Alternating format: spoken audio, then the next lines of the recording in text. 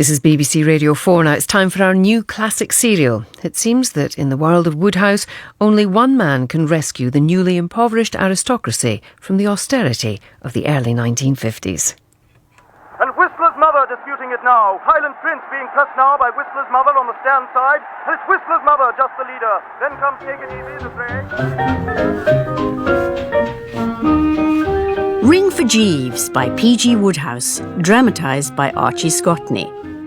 Starring Joanne Whalley, Rufus Sewell, Glenne Headly and Ian Ogilvy. With Jamie Bamber as Lord Rowcester and Martin Jarvis as Jeeves. Second Highland Blitz, and there'll be a photo finish for third and fourth place. But there's no doubt about the winner, Whistler's mother. Whistler's mother ran a very strong race to the start. Captain Bigger! Woohoo! Is that you? What? Sorry, Mingoni. Pardon my sweetie. Well, simmer me in prune juice, Mrs. Spotsworth. Oh, the Memsahib. I thought you were in America. Well, I just stopped off at this charming old inn for a gin and tonic. Cheers! I see.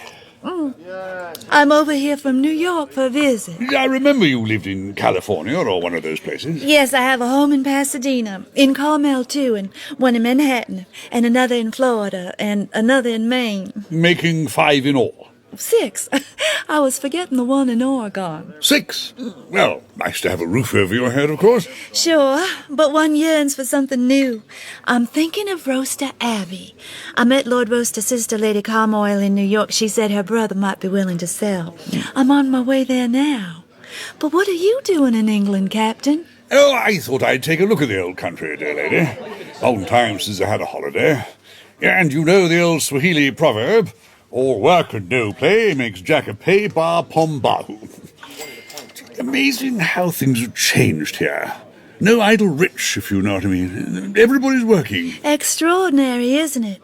Lady Carmoyle tells me her husband is a floor walker at Harwich's. And he's a 10th baronet or something. Staggering, what? Tubby Frobisher and the doc won't believe me when I tell them. Who? A couple of pals of mine out in Kuala Lumpur. They'll be astounded. But I like it. Straight bat, what? I beg your pardon? A cricket term, dear lady. You've got to play with a straight bat. Or, let's face it, you don't play with a straight bat, if you see what I mean. I suppose so. Do sit down, won't you? Oh, okay. Talk to me, Captain Bigger. Well, there it is, Rory. All 147 rooms of it. I must say, the old pile doesn't look too bad. But then houses like Rowcester Abbey often look their best from outside, and half a mile down the drive. Part of junk, Moke. Ballet Place looks mouldier every time I see it. I know. But poor Earl Bill can't afford to run a castle on a cottage income. Why doesn't he get a job like the rest of us? You needn't stick on side just because you're in trade, you old counter jumper. Bill's big mistake was letting that American woman get away from him. American woman? And Mrs. Bessemer, a widow. He met her in Cannes one summer. Fabulously rich, and according to Bill, unimaginably beautiful. It seemed promising for a time. Of course, he was playing Mr. Belfry then, and not my Lord Rowcester, which may have made a difference. The trouble with Bill is he lacks drive. The sort we see so much of at Harwich's. The will to win. Napoleon had it, I have it, Bill hasn't. Oh well. What would you say, Rory, if I told you I was hoping to sell the house? Sell it? You couldn't give it away. Too damp. It is a bit moist. I remember saying to Bill once, in the summer the river is at the bottom of your garden, in the winter your garden is at the bottom of the river. Oh, very droll. And I suppose the first thing you'll do is make a crack like that to Mrs. Spotsworth. Who's Mrs. Spotsworth? The woman I'm hoping to sell the house to. Another American, extremely rich. I met her in New York.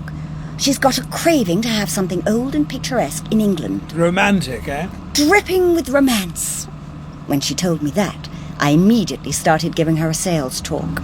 She seemed interested. After all, the Abbey is chock full of historical associations. And mice. Well, here's mud in your eye, Captain Bigger. What? As you slide down the banister of life, may the splinters never face the wrong way. Eh? Oh, yes. Cheers. To tell you the truth, dear lady, I'm chasing a foe of the human species. I I must say you're looking a long time since Kenya. Camp among the acacia trees, you, a vision in jodhpurs. Chasing a foe of the human species? He's a blighter of an Epsom bookie, and I'd have caught him if something hadn't gone wrong with my ballet car. They're fixing it now at the garage down the road. But why are you chasing this bookmaker? Lowhound did the dirty on me. Chap with a walrus moustache and a patch over his left eye. Honest Patch Perkins, he calls himself. Owes me £3,000, 2 shillings and sixpence, plus my original fiver. I won it on the Oaks, damn it. But he legged it in his car with me after him. Been pursuing him through the country roads for what seems an eternity. And just as I was on the point of grappling with him, my car broke down. But I'll catch the louse. And when I do... But how have you been all these years, dear lady? And how's your husband? Oh, I'm sorry. Not at all. You mean have I married again? Well... No, I have not married again, though Clifton and Alexis keep advising me to. They are sweet about it. Clifton, Alexis? Mr. Bessemer and Mr. Spotsworth, my 2 previous husbands. I get them on the Ouija board from time to time. I am intensely interested in psychical research. I am hoping for some enthralling manifestation at this Rowcester Abbey. Well, I'll bet you flush out a spectre or two. They collect in gangs in these old English country houses. So this Mrs. Spotsworth was leaving for England next day, and we arranged that she was to come and have a look at the place. She should be turning up at any moment. Does Bill know she's coming? Not yet, but he'll be only too delighted. Poor old Bill. He starts at the bottom of the ladder as a mere heir to his Uncle George's earldom, and by pluck and perseverance works his way up till he becomes the Earl himself. And no sooner is he settled the coronet on his head and said to himself, now to whoop it up, than they pull a social revolution out of their hats and snitch practically every penny he's got. Well, here we are, reporting for duty. Right. I'm going straight in to tell Bill. By the way, don't expect any staff to come out for the bags. You'd better unload them yourself and bring them in.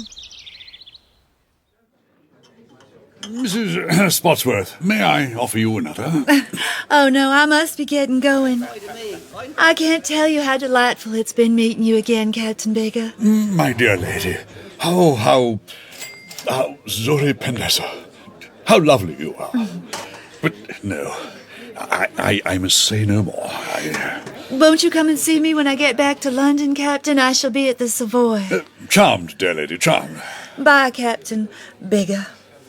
Bye-bye. Bye. Quahere. Bye. But what would be the use? Humble hunter can't go mixing with wealthy widows. Not cricket. Yes, I hear you, Tubby. Loud and clear. Remember the code. Marnie Pankong Barn Rotway just about sums it up. Damn it. Monica, darling! Jill, my angel. Oh, my precious Smoke. Is it really you? I thought you were in America. I got back this morning. What are you doing here? I came to attend to Bill's Irish Terrier. It's sick of a fever. So? I picked up Rory in London and we motored down. Bill's out at present.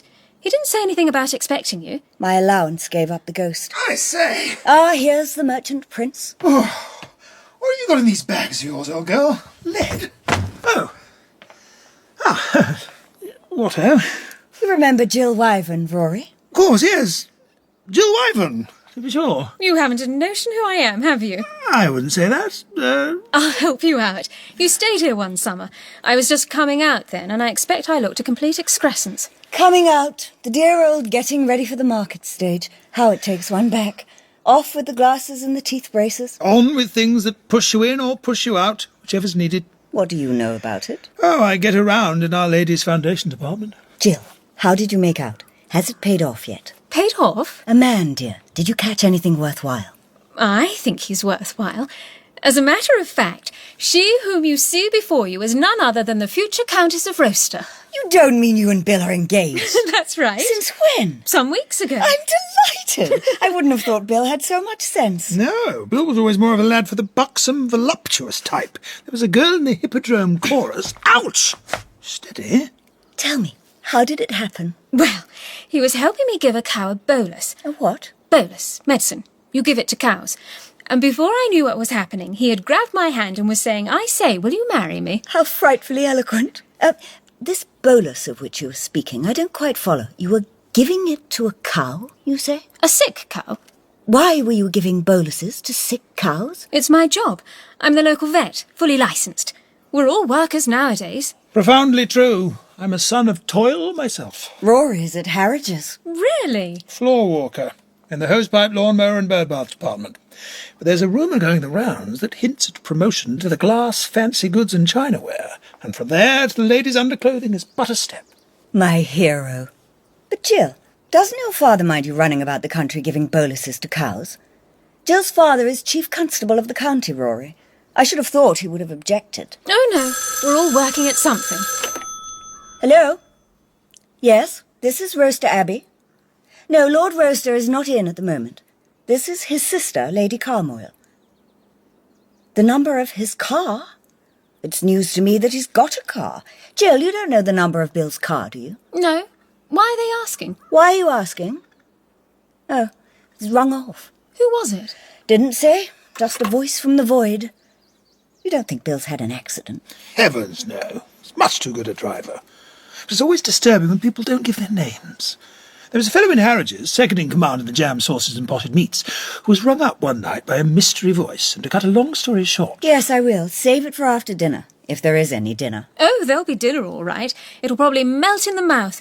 Bill's got a very good cook called Mrs. Piggott. A cook these days? I don't believe it. You'll be telling me he's got a housemaid next. He has. Name of Ellen. But nobody has a housemaid. Bill has. And a gardener. And a wonderful butler called Jeeves. Good heavens! Jeeves? Why does that name ring a bell? Bertie Worcester.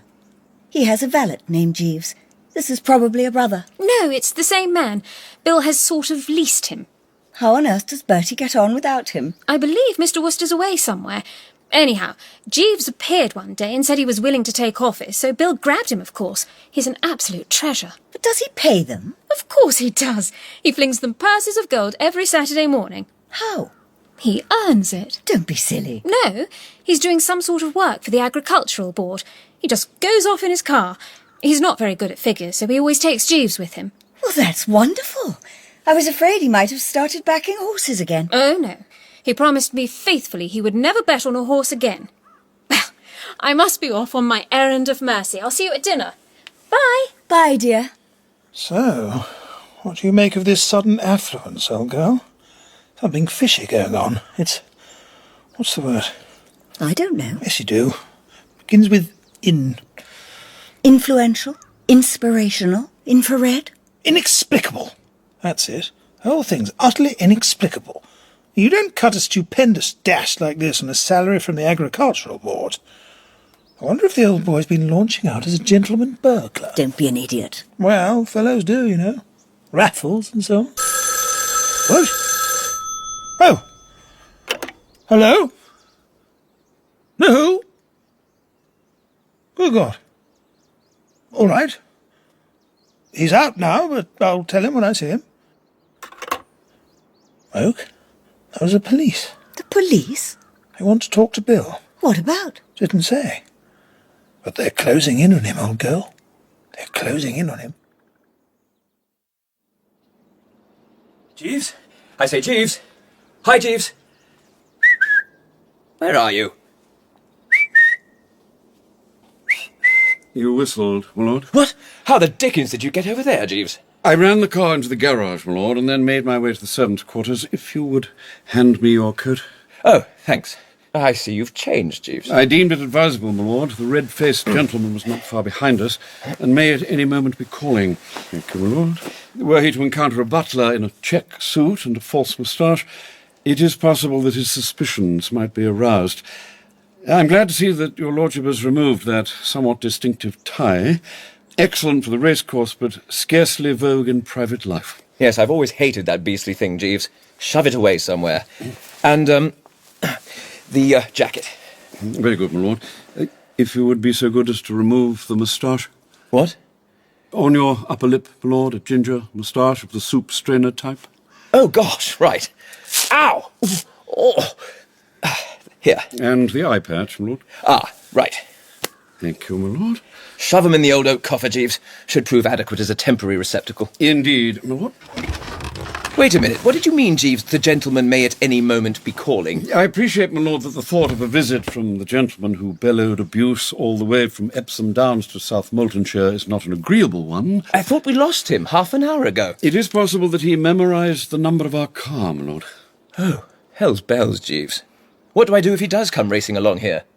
I would advise your lordship to assume a nonchalant air and disclaim all knowledge of the matter. With a light laugh, you mean? Precisely, my lord. How did that sound, Jeeves? Barely adequate, my lord. More like a death rattle. Yes, my lord. I shall need a few rehearsals. Several, my lord. You ever seen a jelly hit by a cyclone? No, my lord. It quivers. So do I. Dashed ignominious having to leg it like that. I can readily imagine it, though, as your lordship has several times asseverated, you have every intention of paying the gentleman. Of course I have. I intend to brass up to the last penny. It's a case of... What, Jeeves? Noblesse oblige, my lord. Exactly. The honour of the roasters is at stake. But I must have time, dash it, to raise £3,000, 2 and 6. £3,005, 2 and 6, my lord. Your lordship is forgetting the gentleman's original £5 note. Oh, so I am. You came away with it in your pocket. Precisely, my lord, thus bringing the sum total of your obligations to this Captain Bigger to... Bigger? Was that his name? Yes, my lord, Captain C.G. Brabazon Bigger, United Rovers Club, Northumberland Avenue, London, WC2. In my capacity as your lordship's clerk, I wrote the name and address on the ticket which he now has in his possession. The note which he handed to me raises your commitment to £3,005, 2 shillings and 6. Oh, gosh. Yes, my lord, not an insignificant sum. Oh, Jeeves, if this Bigger suddenly blows in here, do you think he'll recognise me? I fancy not, my lord. The moustache and the patch formed a very effective disguise. Nevertheless, after what has occurred, one's entire turf activities must, I fear, be suspended indefinitely. You're right. Show up at the Derby tomorrow, and the first person we run into would be this Captain Bigger. Precisely, my lord. Oh, if only I'd frozen onto the money we made at Newmarket. You warned me not to let our capital fall too low. I felt that we were not equipped to incur any heavy risk. That was why I urged your lordship to lay Captain Bigger's second wager off. True, the probability of the double bearing fruit at such odds was not great, but when I saw Whistler's mother pass us on her way to the starting post, I was conscious of a tremor of uneasiness, those long legs, that powerful rump. Don't, Jeeves. Very good, my lord. Jeeves, if Bigger does catch me bending, could it mean choky? It is a possibility, my lord. And who suggested that I should go into business as a silver ring bookie?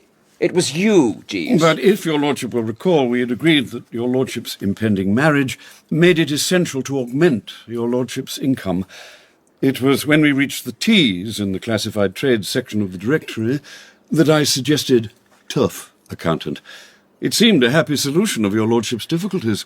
We made a lot of money up to Newmarket. Yes, my lord. And where is it now? Where indeed, my lord. I shouldn't have spent so much doing up the place. No, my lord, I wonder if I might ask a question. Yes, Jeeves? Is Miss Wyvern aware of your lordship's professional connection with the turf? Oh, I should say not. She thinks I'm employed by the Agricultural Board. She must never learn the truth. Let her discover that I'm actually an incognito bookie, and she would return me to store before I could say what-ho. So if she comes asking questions... You may rely on me, my lord. I have a lot of heavy brooding to do, Jeeves. Get me a stiffish whiskey and soda. I will attend to the matter immediately, my lord. Oh.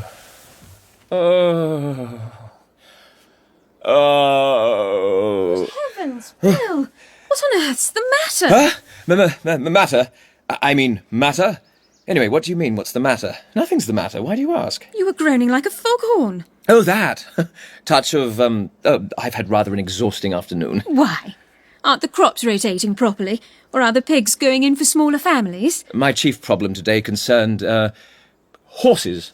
Have you been betting again? Me? You gave me your solemn promise you wouldn't.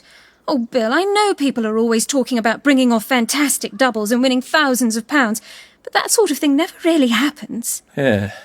What did you say?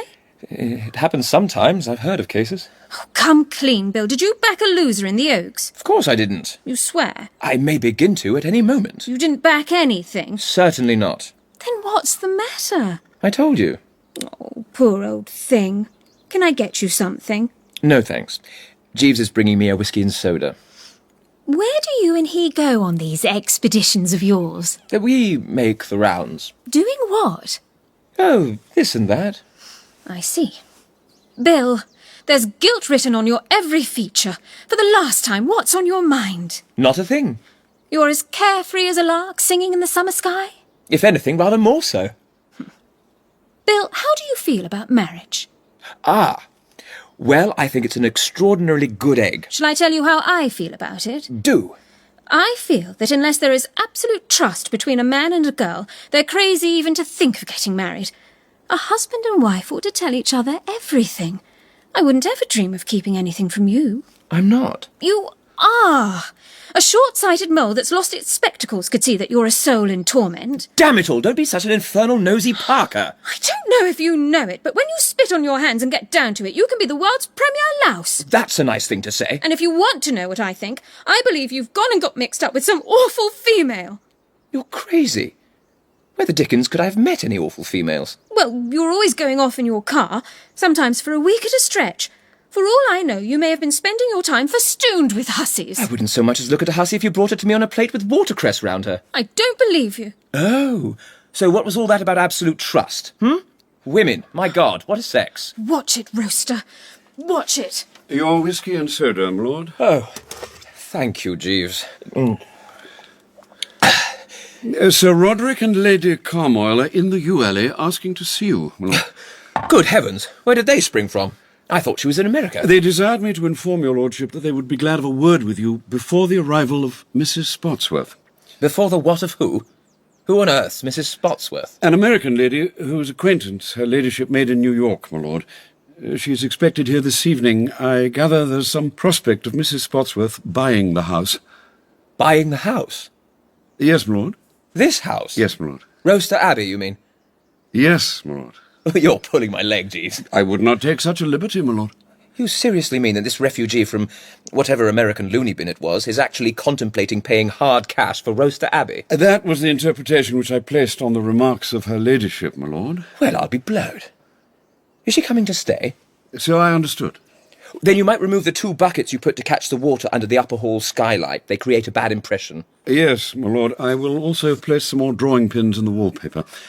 Where would your lordship be thinking of depositing Mrs. Spotsworth? She'd better have the Queen Elizabeth room. It's the best we've got. We can't give her a bathroom, I'm afraid. I fear not, my lord. Still, if she can make do with a shower, she can stand under the upper hall skylight. If I might suggest, my lord, it may not be judicious to speak in that strain in the hearing of Mrs. Spotsworth. Yes, Jeeves is right, you poor fish. Oh, Bill, if this comes off, you'll have money enough to buy a farm. I'm sure we'd do well, me as a vet and you with all your expert farming knowledge. My what? I think Miss Wyvern is alluding to your wide experience working for the Agricultural Board, my lord. Oh, yes, of course, the Agricultural Board. Thank you, Jeeves. Bill, we could start a prize herd. I wonder how much you could get for the place. Not much, I'm afraid. It's seen better days. What are you going to ask? £3,005, 2 shillings and 6pence. What? Oh, sorry, I was thinking of something else. But what put an odd sum like that into your head? I don't know. The sum in question arose in the course of his lordship's work in connection with his Agricultural Board duties this afternoon, miss. Your lordship may recall that I observed at the time that it was a peculiar figure. Oh, so you did, Jeeves. So you did. If I might suggest it, my lord, I think it would be advisable to proceed to the yew alley without further delay. Time is of the essence. Of course, yes. Are you coming, Jill? I can't, darling. I have patients to attend to. I've got to go and see the Mannerings Peak, though I don't suppose there's the slightest thing wrong with it. That dog is the worst hypochondriac. Well, you're coming to dinner, all right? Of course. Mwah. My mouth's watering already. Bye, darling. You saved me there, Jeeves. I'm happy to have been of service, my lord. You eat a lot of fish, don't you, Jeeves? A good deal, my lord. So Bertie Worcester's often told me. You sail into the sole and sardines like nobody's business, he says, and he attributes your giant intellect to the effects of the phosphorus. Mr. Worcester has always been gratifyingly appreciative, my lord. What beats me is why he ever let you go. Did you have a row with him and hand in your portfolio? Oh, no, my lord. My relations with Mr. Worcester continue uniformly cordial, but circumstances have compelled a temporary separation. Mr. Worcester is attending a school which does not permit its student body to employ a gentleman's personal gentleman. A school? An institution designed to teach the aristocracy to fend for itself, my lord. Mr. Worcester feels it prudent to build for the future, in case the social revolution should set in with even greater severity. Mr. Worcester is actually learning to darn his own socks. The course he is taking includes boot cleaning, sock darning, bed making, and primary grade cooking. Golly. Yes, Lord. Mr. Worcester doth suffer a sea change into something rich and strange. Would your lordship care for another whisky and soda before joining Lady Carmoyle? No, we mustn't waste a moment. As you were saying not long ago, time is of the... what, Jeeves? Essence, my lord. Essence? You're sure? Yes, my lord. Huh. I always thought an essence was a sort of scent. Righto, then. Tally-ho! Very good, my lord. So, answer me this. Is there a hope? You sound like an invalid on a sickbed addressing his doctor. Rory, I think there may be, Bill. I don't. She was nibbling in New York. All that remains now is to administer the final shove. When she arrives, I'll leave you alone together. Give her the old personality. I will. I'll be like a turtle dove cooing to a, female turtle dove. You'd better, because I'm expecting a commission. But look, even on the assumption this woman is weak in the head, I can't see her paying a fortune for Rowcester Abbey. To start with, all the farms are gone. Yeah, that's true. There's only the house and garden. Well, I was saying to Moke that whereas in the summer months the river is at the bottom of the garden... Oh, be quiet. I don't see why you shouldn't get £15,000, Bill. Maybe even as much as 20. Do you really think so? Of course she doesn't. She's just trying to cheer you up. Very sisterly of her, too. You've been making a few improvements, I notice, Bill. Wish I had the money it cost. You're hard up. Stony. And where the dickens do all these butlers, housemaids and cooks come from? I said to Moke I wondered if you'd set up as a gentleman, but... That reminds me, old girl, did you tell Bill about the police? What? Police? What about the police? Some blighter rang up from the local gendarmerie. The Rosses want to question you. What do you mean, question me? Grill you.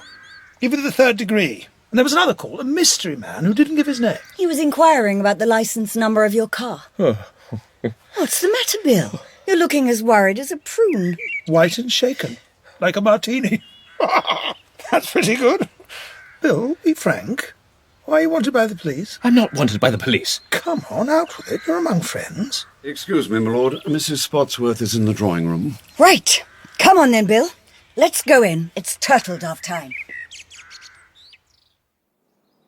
Rosalinda, so glad you found your way. It's rather tricky after you leave the main road. My husband, Sir Roderick Carmoyle. What, her? And this is my brother. Good heavens, Bill again. Eh? What? Well, Mr. Belfry and I are old friends. We knew each other in Cannes a few years ago when I was Mrs. Bessemer. Bessemer? It was not long after my first husband had passed the Vale, after a head-on collision with a truck full of beer bottles on the Jericho Turnpike. His name was Clifton Bessemer. Well, that's fine. Well, not exactly fine, but you'll have all sorts of things to talk about, won't you? But Bill isn't Mr. Belfry now. He's Lord Rowcester. Changed his name. The police are after him and an alias was essential. Oh, don't be an ass, Rory. He came into the title. You know how it is in England. Our uncle, Lord Rowcester, pegged out not long ago, and Bill was his heir. So he shed the belfry and took on the Rowcester. I see. Well, to me he will always be darling Billiken. How are you, Billiken? I'm fine, thanks, Rosie. Rosie? Did you say Rosie? Mrs. Spotsworth's name is Rosalinda. At Cannes, her friends, even casual acquaintances like myself, called her Rosie. Oh, quite. Very natural, of course. Casual acquaintances? Well, I mean blokes who just knew you from meeting you at Cannes and so forth. What times we had there, Billiken. Do you remember? Oh, yes. Very jolly, the whole thing. Won't you have a drink? Or a sandwich? Or a cigar or something? Nice to welcome you to Rowcester Abbey. It's the most wonderful place I ever saw. Would you say that? Mouldering old ruin, I'd call it. Been decaying for centuries. Rory. The patina of time. I adore it. And now I'm going to share something very strange. It struck me so strongly when I came in at the front door, I was overcome. I realized that I had been here before. Oh, there's a sightseer. One of the crowd that used to come during the summer to bob ahead. No. I didn't mean in my present corporeal envelope. I meant in a previous incarnation. I'm a rotationist, you know. Ah, yes, I've seen pictures of them, in funny hats. No, you're thinking of Rotarians. I'm a rotationist, which is quite different. We believe that we are reborn as one of our ancestors every 9th generation. 9th?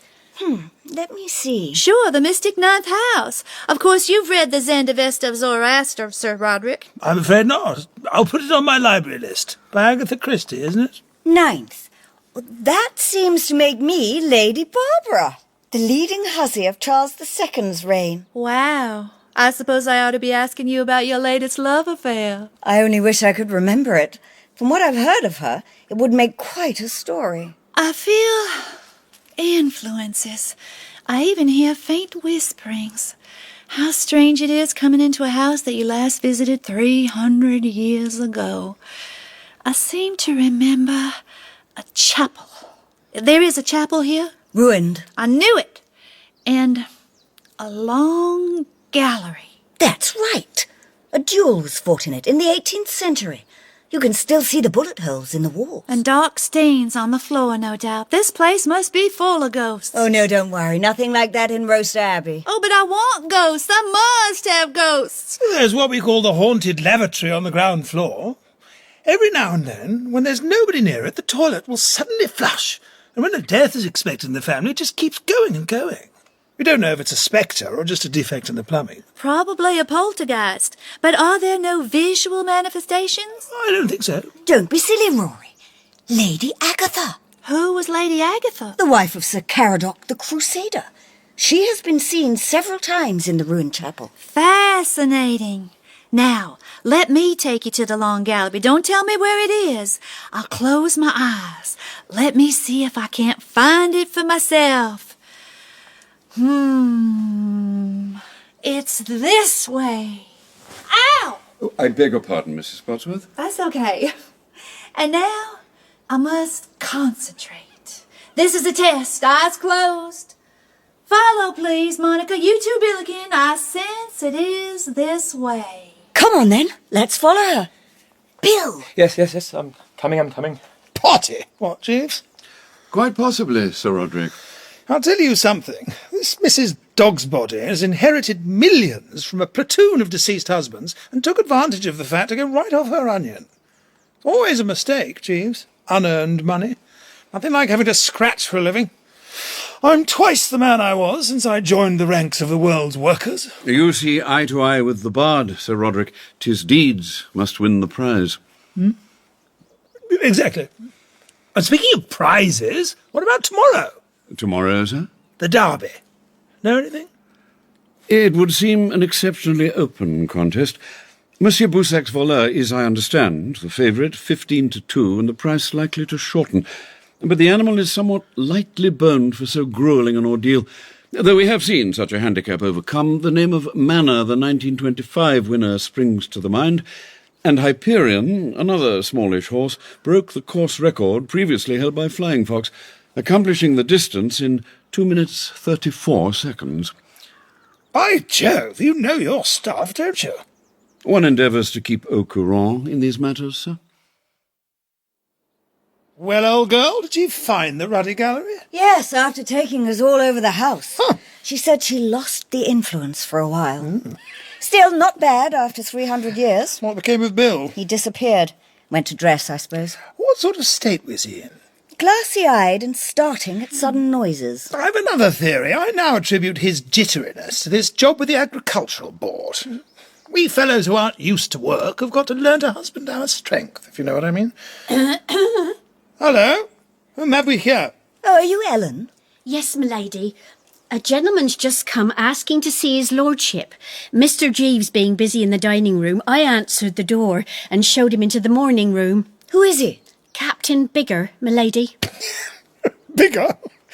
Reminds me of that game we used to play when we were kids, Moke. The Bigger family. Yes, all right, Rory. Which is bigger, Mr. Bigger or Mrs. Bigger? Rory, really? Mr. Bigger, because he's Father Bigger. That's good, isn't it? Which is bigger, Mr. Bigger or his old maid aunt? You're not a child now, you know. Can you tell me, Ellen? No, sir. Ah, perhaps Mrs. Spotsworth can. I found the long gallery, Sir Roderick. Oh, 3 rousing cheers. Do you know which is bigger, Mr. Bigger or his old maid aunt? I beg your pardon? Which is bigger, Mr. Bigger or his old maid aunt? But I don't understand. The old maid aunt, because whatever happens, she's always bigger. Pay no attention to him. He's quite harmless.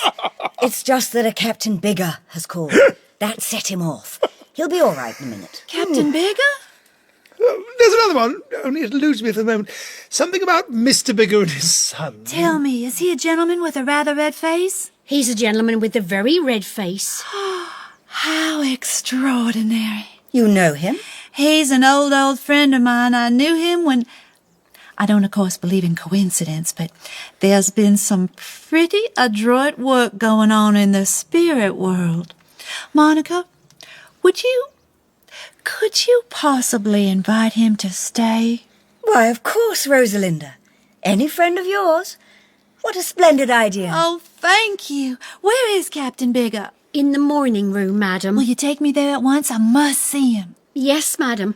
This way. Thank you. Is this wise, Moke, old girl?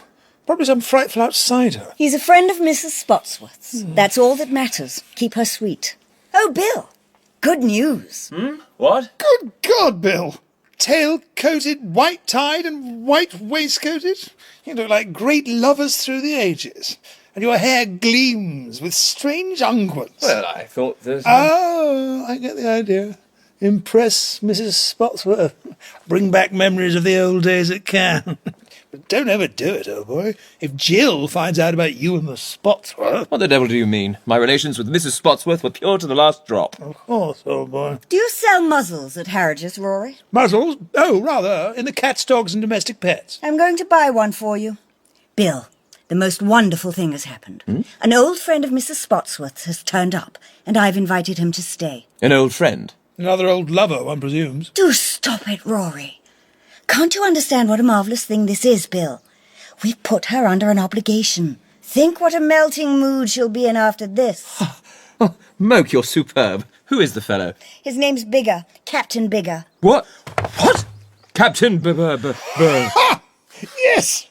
Which is bigger, Mr. Bigger or Master Bigger? Master Bigger, because he's a little bigger. I knew I'd get it.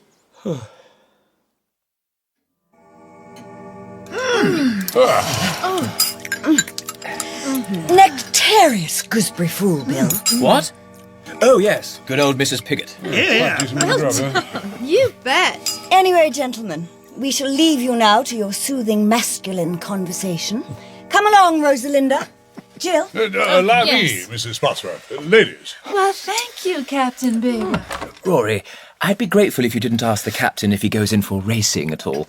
What? Oh, right. A port, Captain Bigger? Yes, all right. Do you go in for racing at all, Captain? What? Ha! It's the Derby dinner tonight. I'll be watching it on the television in the library. All the top owners are coming on to say what they think of their chances tomorrow. Were you at the Oaks this afternoon, by any chance? Was I at the Oaks? Shansuak. Yes, sir, I was. And if ever a man got the ruddy sleeve across the bally windpipe, it was me at Epsom this afternoon. Had a bad day, did you? Now, look here. Since I came back to the old country, I've got in with a pretty shrewd lot of chaps, fellows who know one end of a horse from the other. And today they advised a double. Lucy Glitters in the 2:30 and Whistler's mother for the Oaks.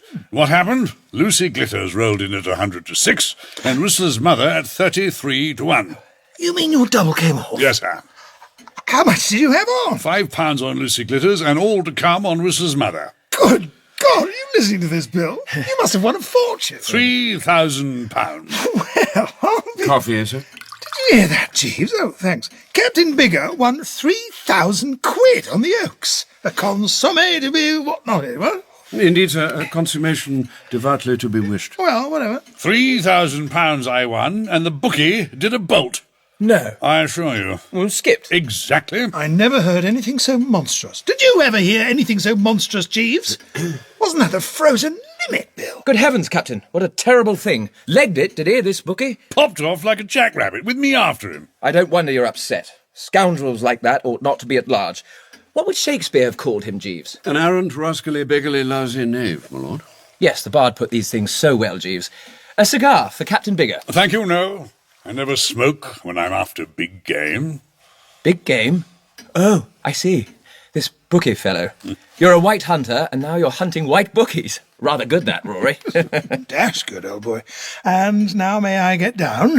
I want to watch the Derby dinner. Oh, excellent idea. Let's all go and watch the Derby dinner. Come along, Captain. Later. First, I want a word with you, Lord Roaster. Oh. Leave it to you, then. Certainly. Oh, stick around, Jeeves. Polish an ashtray or something. Well. Tell us more about this bookie of yours, Captain. I only wish I could meet the rat in Kuala Lumpur. Do you know what happens to a Welsher in Kuala Lumpur, Lord Roaster? No, I don't believe I do. What does happen to a Welsher in Kuala Lumpur? We give the blighter 3 days to pay up, then we call on him and give him a revolver. You don't mean a loaded revolver? Loaded in all 6 chambers. We look the louse in the eye, we leave the revolver on the table and go off without a word. He understands. You mean he's expected to... Isn't that a bit drastic? Code, sir. It's the code. Morale can crumble very easily out there. Drink, women, and unpaid gambling debts. Those are the steps down. Gambling debts at the bottom.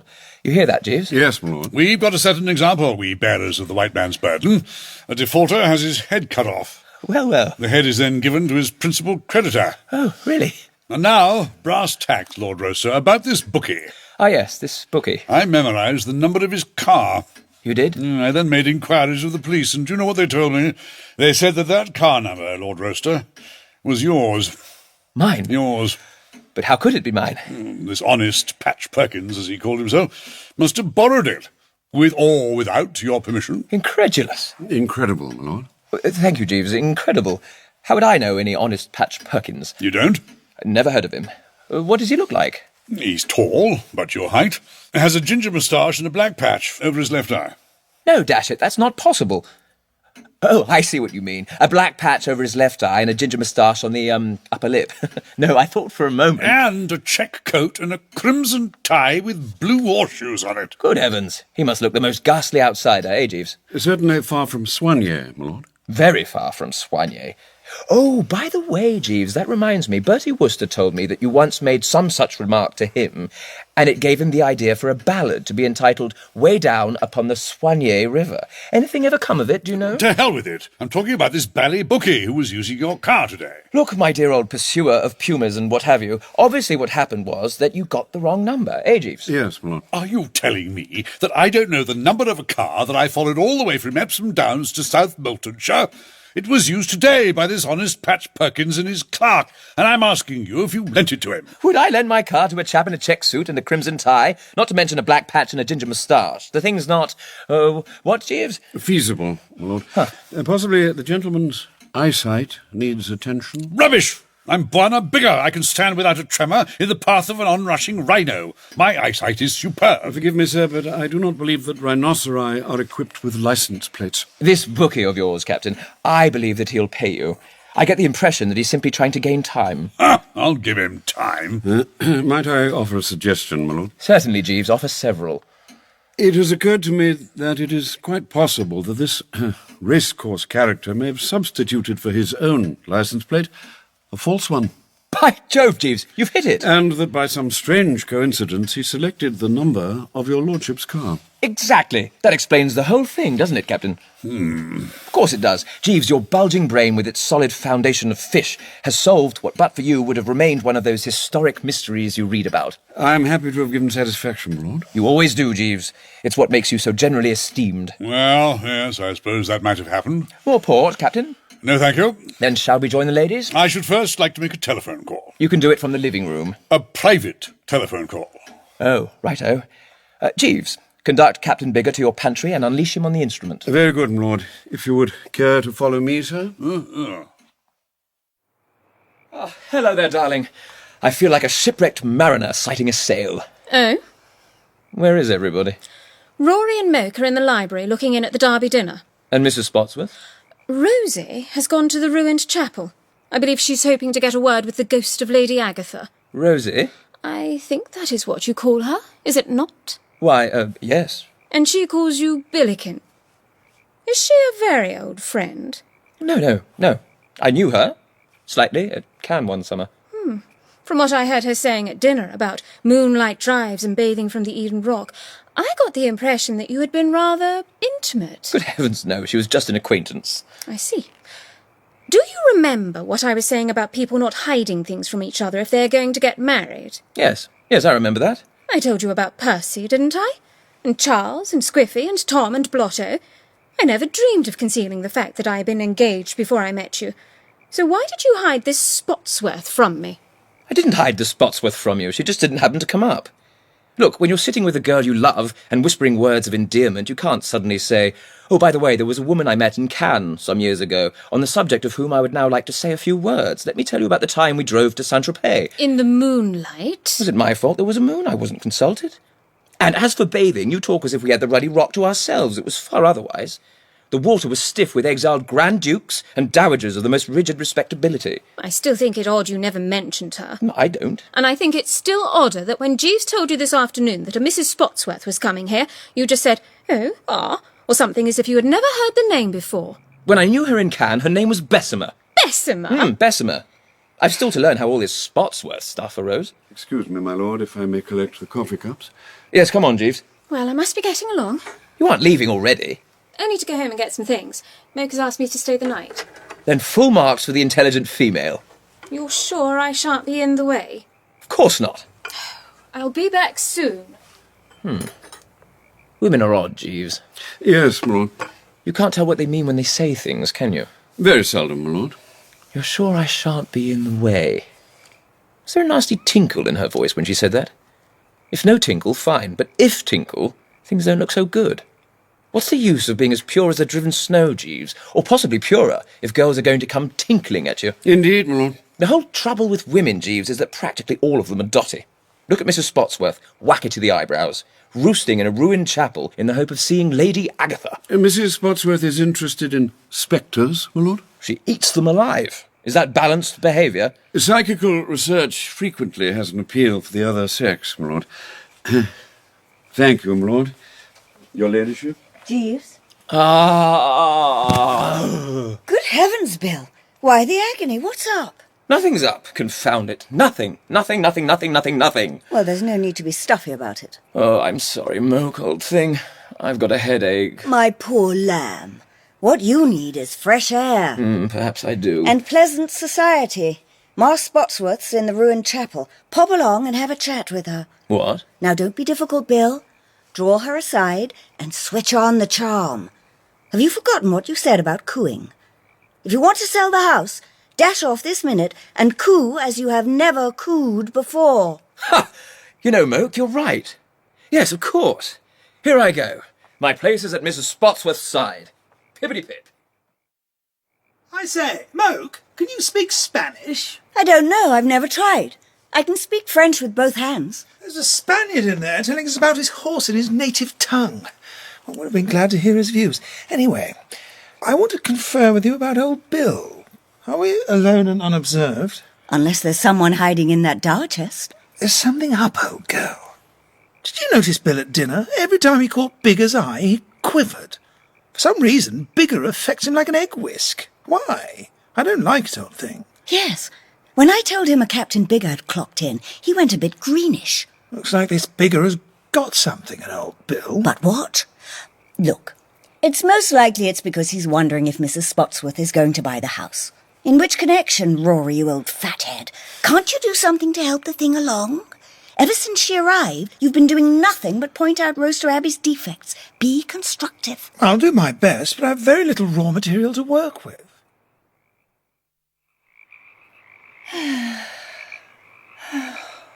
Ow! Oh, Pumba, Yawa Jinga! Hello, Captain, is that you? Hello. Pardon my Swahili. Oof, Captain, have you hurt yourself? A mere scratch, dear lady. In the darkness, I seem to have tripped over a flower pot. Whew. There you are. Yes, here I am. I've been sitting out here enjoying the moonlight. I was keeping vigil in the ruined chapel, but I wearied of waiting for Lady Agatha to manifest herself. I'm afraid I am somewhat impatient. When in the mood for spectres, I want them hot off the griddle. Quite. May I sit? Of course.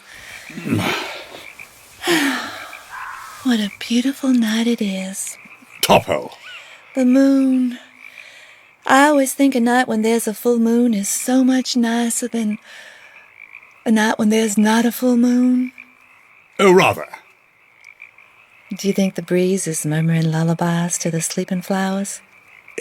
I regret my inability to inform you on the point. Oh, dear! What's the matter? I've dropped my pendant. The clasp is so loose. Well, it must be on the ground somewhere. I'll have a look-see. I wish you would. It's not valuable. I don't suppose it costs more than $10,000, but it has a sentimental interest. One of my husbands gave it to me. I never can remember which. Ah, Missouri. Got it. Oh, have you found it? Thank you ever so much. Will you put it on for me? What? Oh, allow me. Oh, sorry. Beg your pardon. How does this... there. Thank you. It must be jolly to be rich enough to think $10,000 isn't anything to write home about. Do you think that rich women are happy, Captain Bigger? All those that I've met, and in my capacity as White Hunter I have met quite a number, seemed pretty bobbish.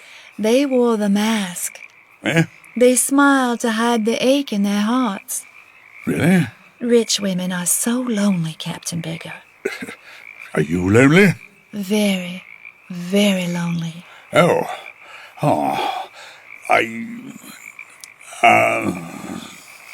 Yes? No, nothing. How strange our meeting again like this.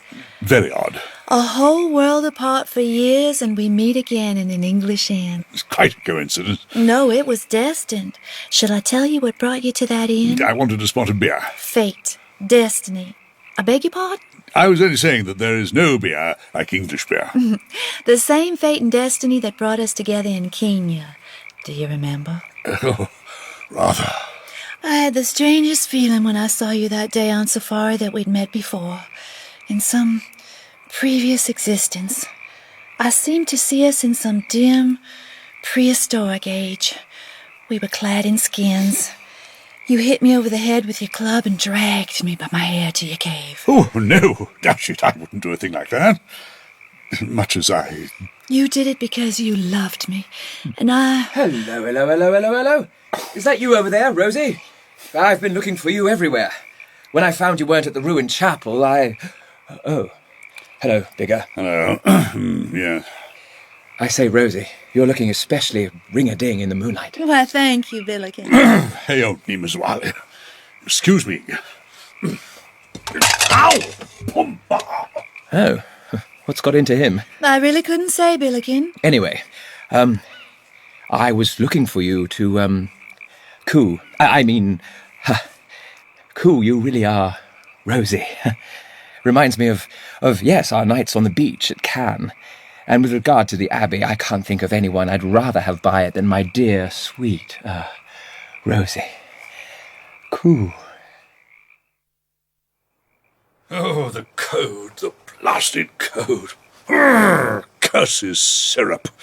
Can't bear the woman I love subjected to his goo.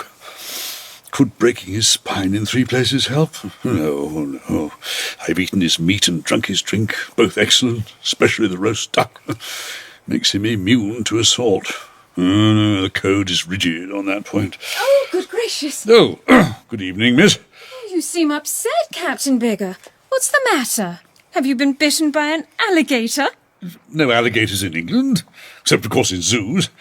No, I've been shocked to the very depths of my soul. By a wombat? There's no wombats either. No, what shocked me to the very depths was listening to a low-down, fortune-hunting English peer doing his stuff.